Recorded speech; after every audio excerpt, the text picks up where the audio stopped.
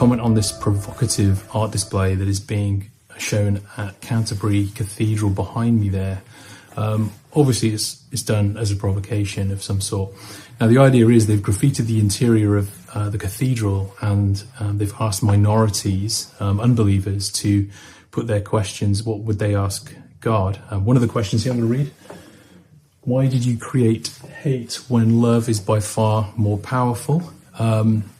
Hopefully the people in Canterbury Cathedral are giving good answers to this, biblical answers, and understand that God didn't create hate. I'm not sure. Maybe this is just a way of people expressing themselves. Another one: I don't understand this question. Why do we blossom when we relinquish ourselves to the world? I've got no idea what that means. So another thing, this really provoked me to think about rightly ordered loves. And it was something I thought C.S. Lewis had introduced, a thought that he had. But this is from St. Augustine in The City of God, where he says, I've got a quote here for you.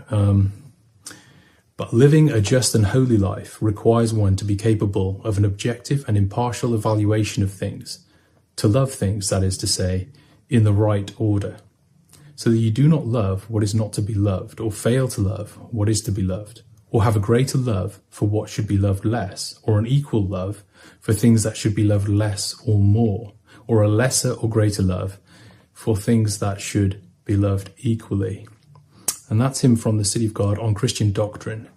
And it's something that I've been considering a lot for a while, about how the Holy Spirit changes our lives and gives us a sense of how we should love things, how we should enjoy beauty in the world, and a sense that I think that through the process of sanctification that we understand the right order of loves in our lives, and we consider those things. How do we love God at the highest, and what does that mean for our family, and what does that mean for church, or our wives and our children? What does that mean for our church family? What does that mean for our community around that? And what does that mean for the nation we live in, and so on? So how do we rightly order loves? But it also means things like the natural world. How do we appreciate God's creation, or man-made art? And I'm talking about the cathedral here. So why this provokes me was effectively because here you have things that are out of place. Now, graffiti in our experience belongs, say, on subways and out of the way. Now, there's a lot of interest. There's a lot of good graffiti artists. It's a talent, right? It's a human skill, but it has a place. And what's interesting is this church, this Canterbury Cathedral, which of course is famous and huge part of English history.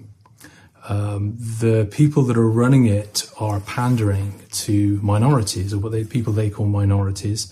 They have a Marxist lens through which they see the world. So this is not a Christian lens. So when you hear language like minorities and things like this is alien to the church. We don't have minorities in the church, in the sense that the bride of Christ is a blood-bought love of Jesus Christ, and we are his people. And we see throughout the New Testament the church being made up of all kinds of people from all kinds of backgrounds, including in the list of all kinds of races. Although let's say biblically there's one race, so don't fall into the leftist trap of talking about race too much, because really we're one race, one people. But there are those who are the sons of the children of God, and there are those who are not. But I'm talking about the children of God here.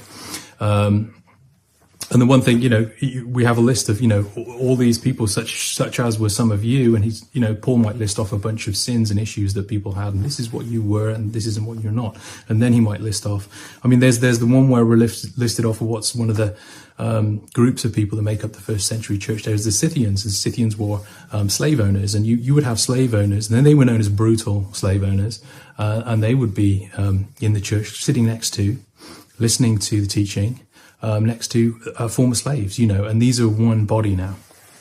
So that was just get minorities out of the way. This is much more of a leftist Marxist thing, and probably everyone involved with Canterbury Cathedral and these guys here are certainly unbelievers, and whether or not any of them have answers to any of these questions. Some of them are very basic questions, and some of them, well, that was just confusing. So, so what I'm saying here really is, it provokes me in a sense of, okay, so here we have a church which just wishes to pander, to minorities, to the culture. And this is what you get. You get a centuries-old building, absolutely beautiful, basically filled with unbelievers. And it doesn't really matter, it's a building, right? But in the rightly ordered things, right? So when I say it doesn't matter, it's not right at the top. We've got a hierarchy of things that we should appreciate, and we are designed to appreciate beauty in nature and in art. And it is necessary for us to determine the right place of things. And so I'm sure this is obviously a great controversy of people saying the church shouldn't have this graffiti inside it. I think it's a helpful thing that they've done. They've maybe exposed what they don't understand.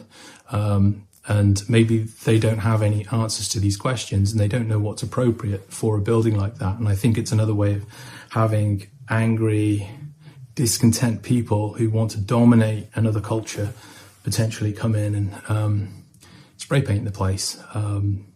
Did they get answers? Maybe, right? But the list of groups that they are pandering to. Have a look at this. It is in the Telegraph. I think I picked it up in the Telegraph as well as Art News. But you have a look at it. But here's some of the questions I wish to share as well. So they ask the question: what is the architecture of heaven? Well, you can engage with that, right? I mean, what does that really mean? Does everything have a soul? So sort of a pantheist question. Do they know the answer to that? Do we not answer that? Because it might offend someone if you say no, not everything has a soul. The culture would be offended. No, you cannot graffiti our church. Well, no, we can't say that, can we? Does our struggle mean anything, right? Why are you indifferent to suffering? Interesting questions, right? I mean, that sounds like a bit of this is a question to God. Why is God indifferent to suffering, right? I mean, here's a church. No doubt there's a cross on the wall somewhere and some reference to the gospel.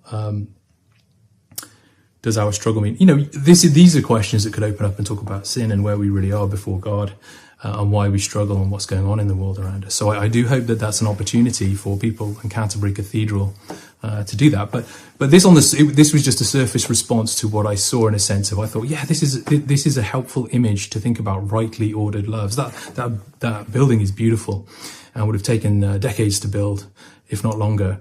And it was built by craftsmen who just lovingly produced that. And when we see the graffiti on it, it's jarring, and it's intended to be jarring, right? And intended to be that way. But have a think about that. Rightly ordered loves, which St. Augustine was talking about there. And I think that's a really helpful framework in which we can see our lives. We don't have to, riotously react to this stuff because it's just intentionally provocative. If you read the list of people who are involved with this, then it's fine. Like it's washed away. The whatever that kind of Christianity that the Church of England or Canterbury, they haven't understood some fundamentals, and maybe they can't. If you've got to spray paint your questions on the wall, can't you just go up to someone and ask them? Maybe the questions aren't important. Maybe it was the graffiti that was important, and then they try to come up with what sort of questions would we ask God. Maybe that was it, Anyway, I hope that was useful, particularly St. Augustine, and what's going on in the UK it continues to confound reality. But I always believe that things will reach their bottom. Look at the political framework under which people are living and slaving away. It's often at the moment the left and Marxism and Karl Marx is dominating people's thinking. They're not presuppositional, so they haven't thought back, well, why am I thinking this way? And they read what they've already learned, and they read that into scripture, and they think God is a leftist or a Marxist. They wouldn't say that, and they probably aren't aware of that. But when you talk about this sort of social warrior, social justice stuff, which has invaded the church quite heavily, that it's coming from somewhere. And of course, this is often rooted, we would say, back to Karl Marx, and in an interesting time of England's history, where you had Charles Spurgeon and he would preach against Marx. Marx avowedly said that his socialism was designed to, I quote, overwhelm Christianity.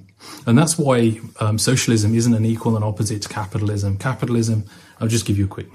Capitalism is a limited number of economic rules and principles. Marxism and socialism is a life-encompassing whole world view, and it intends to govern cradle to grave, skin to bone, every human being.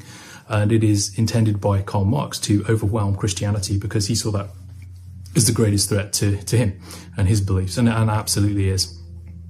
So be aware of the roots of your beliefs, be aware of the roots of what, belongs in England and what doesn't, what we should be honouring God. And it's just an image, it's just a picture, but it's helpful.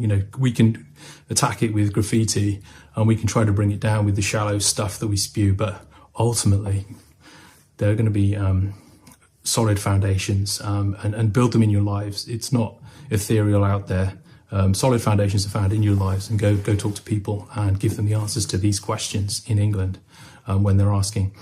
Even if they're not asking out of an honest sense, you've got a conversation there where others could listen and hear, who is God? Why is hate in the world? Did he create hate when love is more powerful? You're talking to God in this case, then he is love, so he knows what he's doing. So, yeah, thank you for listening.